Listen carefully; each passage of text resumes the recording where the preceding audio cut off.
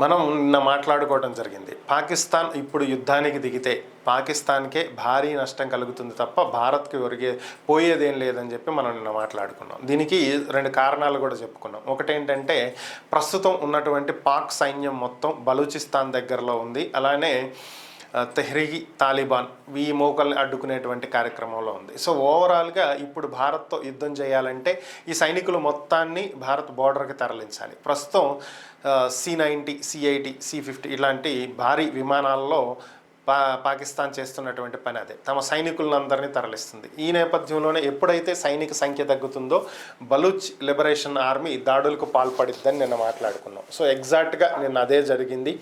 పాకిస్తాన్ సైనికులు ప్రయాణిస్తున్నటువంటి ఒక వాహనం పక్కనే రోడ్డు మీద ఒక పేలుడు సంభవించింది. దీంతో 7 పాకిస్తాన్ ఆర్మీకి చెందినటువంటి సైనికులు మృతి చెందినట్లుగా సమాచారం. దీన్ని తామే చేశాము అని చెప్పి బలూచ్ లిబరేషన్ ఆర్మీ ప్రకటించుకోవడం జరిగింది. ఇదే కాదని ఇంకా ఎన్నో దాడులు చేసి తీరుతామని చెప్పి కూడా వారు ప్రకటించడం జరిగింది.